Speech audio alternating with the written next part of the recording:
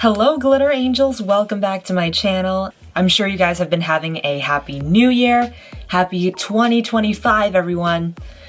Oh my goodness, can we believe that we made it into the new year? Like, are you kidding me? So, bye-bye 2024, you've been great, you've been amazing. Now time for a new beginning / new start for 2025. So, I'm sure you guys have been asking for this. So, I'm going to be doing a 2025 goals and hopes. So this is pretty much what I do around the week when the new year arrives. So basically I talk about goals and hopes that I have set for myself, and I'm sure there are people that can relate to those things. So without further ado, let's get into the video. So I have my list of goals and hopes right here on my laptop, so I'm going to read from them and kind of briefly explain why I decided to set this goal. So, let's get into it. Okay, so the first one that I have written is to enjoy the remainder of my senior year, which makes sense. So, in other words, a couple sub-goals that I've added to this big one include graduate from college, build the confidence to speak up, adjust to a new schedule, well, aka my last semester as a senior, and catch up with friends and mentors, and make my film project come to life through production and post-production. Well, because little did I know that life may not be the same by the time I graduate from DePaul, and I'm gonna miss it so much. I'm sure you guys have been coming across my DePaul vlogs. I've been doing this since freshman year, so you guys might have heard about it, maybe not. The most important thing that I have for myself in terms of enjoying my last semester as a senior is to cherish everything that brings me happiness and delight, which makes sense. And I suggest that you college seniors out there do too. Well, and also high school seniors, obviously. Things may get tough from there, but you got this. Now for the second goal is definitely we're gonna keep mental health a priority because we've been doing a pretty decent job with that. If you feel that you're kind of struggling with that a bit, that's okay. So some sub-goals I have to that is to A, make a habit of working out 2 to 3 times a week, and B, dive more into mindfulness / meditation and gratitude, which those are super accurate as one of the main focuses for this new year. Whenever there are days when I just have no motivation, I'm like, Viv, you gotta do at least something. Take at least 5 to 10 minutes of your day to do something that's gonna keep you going throughout the day instead of just lying in bed doing nothing. For working out wise, I definitely have been keeping up with my gym girl era, so I'm sure you guys probably might have heard of this, maybe not. I took it more serious during junior year during spring semester. So in another sense, I'm pretty much trying to see how much I can motivate myself to work out at least 2 or 3 times, and I'm like, that may be a decent goal for the new year, and it will be. I suggest that you guys do too as well. And number 3 is this is definitely a big one because I might have struggled with it the past year. And the third one is to accept imperfections and realize that it's okay to not give 100% every day. So, if you know, you know, I was struggling really bad with giving myself slack and realizing that it's okay to not be perfect. I've struggled with that so many times since I was 10 or 11 years old, and then as I grew throughout middle school, high school, and even college, it started getting bad. Fortunately, my best film mentor has been helping me with that, so props to her for that. She encouraged me to accept imperfections, and because that was one of the biggest troubles I've had as a kid, and it's scary, man. And then for the not giving 100% every day, I got this inspired by a friend of mine. Her name's Coral. Hey! She essentially sent me an affirmation over text saying it's okay to not give 100% every day. The thing is, you can't give your 100% if you're at 50%, right? So yes, that's my general tip. That definitely helped me with that. And then for the next goal is to travel more, because Well, what's funny was that when 2024 arrived, I set a goal to at least travel more, but I mean, we didn't really travel a lot, but hopefully this year we can. But one of the highlights that did come the past year was that I got to go to Spain the first time, and it was for my cousin's wedding. It was one of the best times of my life. I'm sure you guys might have seen my Barcelona vlogs. I'm definitely hoping to travel a lot this year, because at least if I could spend at least 2 to 3 days in a state, country, whatever. Also, I forgot to add that the way I wrote these goals, when I was writing through steps to take to achieve those goals, a majority of the goals relate to motivation and what I would love for to happen. All of those things contribute to motivation anyway, because that's the biggest category that I've pretty much put into my list of goals. Now we're going to move on to the 5th one, which is to kind of start a guiding series for at least women and the LGBT community. And a lot of you are like, how are you going to do that? Well, in other words, doing a guidance series, it could be on TikTok, could be on my channel, could be for Instagram. I might be talking about topics related to confidence, motivation, neurodiversity, artist secrets, to name a few. Number 1. And number 2, and it's, like I said, it's mostly through video. Like, I could be setting up a weekly series if I have the time for that. That'd be the case. I could be talking through TikTok about this. So, if you guys have been following me on TikTok, if not, I suggest that you go ahead anyway, because that's the platform where I can be a little extra. And by a little, I mean a lot extra. Okay. So I figured a lot of people are asking for motivation tips, and I'm sure you guys might be as well, because the last year I didn't really have enough guts to explain furthermore of motivation, confidence, so I'm like, might as well make that happen for this year, and we're gonna do that. Number 6, be a morning person and get up before 8:30 a.m. I know, that's another big one, because how many of you are struggling to get up before 8:30 in the morning? I have. Been there, done that. Yep. For that goal, I'm like, okay, how am I going to make that happen? So in order to do that, I do need to set up a good sleep schedule. So in other words, I will have to go to bed at a decent time, at least before 11:50 p.m. So I'm like, if I can do that, awesome, and keep that up. I mean, I'm intended to sleep for at least 7 hours a night. I'll have to look further into that, but I can achieve that goal, hopefully, and I'm sure you guys can too.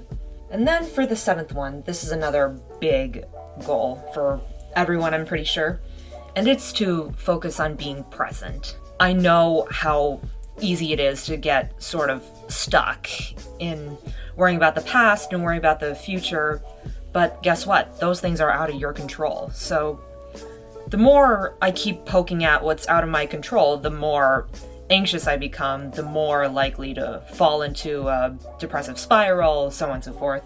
We're not going to do that. So, well, by being present, in other words, focusing on the things that are within your control, not out of your control. And I've learned that through my mental health counselor and, well, also through experience-wise. I suggest people that to be present, it's super important. Well, because that way it'll make you realize it also is great for practicing gratitude as well. Realizing how lucky I am to be surrounded by such kind people that genuinely care about me, and also the achievements that I've made during my time at college and so on and so forth.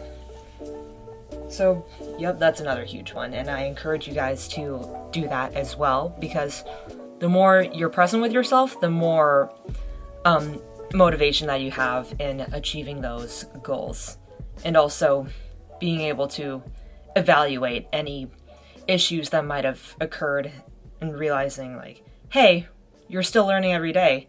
It's a process. Apparently, for goal number 8, I did already mention to focus on the things that are in my control, not out of my control. So I did kind of combine those two. They're kind of the same thing. So, okay. like I said, the more I'm focused on what's in my control, the better I have in getting my goals achieved for the week, the better chances of realizing that, hey, there's going to be more opportunities for you, and I'm sure that there'll be better ones. Well, it's essentially like good things are coming. That's cliche, I know, but it's true. And then we're going to move on to the next goal, which is to creatively write often, which that is another good one. Because although I have done a good amount of that during junior year, well, and also part of senior year, because I did screenwriting. So I'm going to see, well, the thing is, I'm trying to encourage myself to at least write something interesting about a particular time in my life that I've been through. Well, because I don't know if you guys know, but I aspire to be like my hero, Chris White. Oh my gosh. It's like, what would it look like if I didn't creatively write often?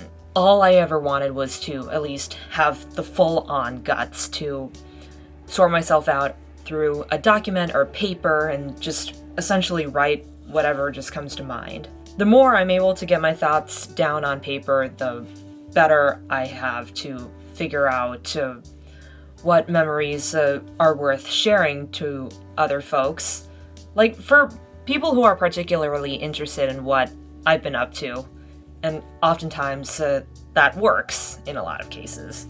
Now for goal number 10 is to get outside while possible because, well, although it's currently winter at the time, so I don't know about you guys, but when winter season arrives, I'm more prone to just wanting to be in bed for another hour or so.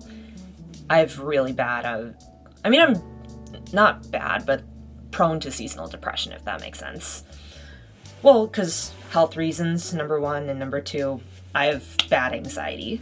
I'm gonna see how often I can get outside, which is definitely good for vitamin D, and also the moment I take at least 10 minutes of my day to be outside, the happier I feel. Well, of course, not only having sunscreen, but also the more time I make for getting outside, the better I feel, and I don't have to worry about anxiety getting in the way so much, if that makes sense. And then for the last one is to apply more interdisciplinary fields that are outside of film, which is a perfect one. And this contributes to adding more creativeness within what I do as a film student, soon to be graduate. So I'm sure you guys know, probably, maybe not, but when spring semester arrives, I plan on doing a beginning ballet course. And fun fact, my advisor said to me, maybe you might utilize that in your films. And I'm like, she's actually right. I may utilize some of it somehow. Number one. And then for singing, I plan on writing more original songs. So if you guys know, you know, I first wrote the song Power of My Dreams, and that was for Chris, and I launched that, it was during April of 2024. So when I showed her the song, she was moved big time. And I'm like, oh, I didn't know I could do that. Well, because during junior year, spring semester, I was doing a music production class at the time. And that sort of driven me into wanting to create my own material and write original lyrics, things like that. Well, because it contributes more to than just doing film work. It's like, what else do I have to offer besides filmmaking? And I encourage you guys to at least try something new. It's never too late. So at least give yourself a new skill to try, or at least do something that you've not done before. So those are pretty much the goals that I have set for this year, and now we're gonna move on to the hopes that I have. And oh my gosh, I could dive deep into more of those. So again, I'm gonna be explaining why I have set these hopes within myself, and yeah, let's move on. Now for hopes, oh gosh, I could talk about this in a number of ways, so I'm gonna try to go straight off, plain and simple. So hope number one is successful job seeking. And number 2, increased happiness and laughs. 3, surround myself with kind people, especially within the LGBT community. Number 4, kickstarting my film career. And 5, looking into post-grad opportunities. And a lot of them are eventually tied within each other. And here's why. Because I've tried to at least look for some sort of jobs in the past. Didn't work out.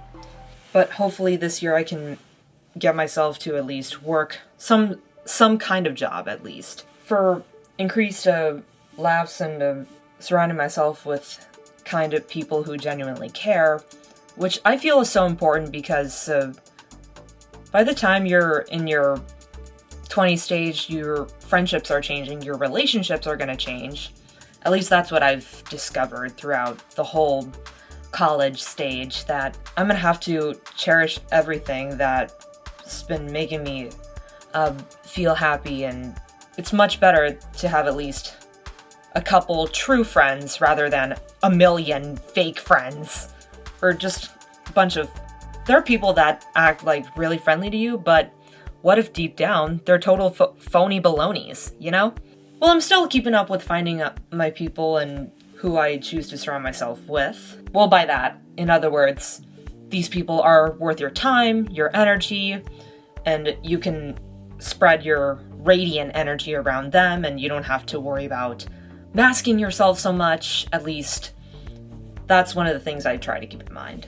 And then for kickstarting my film career and post-grad stuff, I know this is going to be a huge process for me. I'm not kidding. So, well, it's like, well, I've got other health stuff to worry about, but that's not that big of an issue, actually.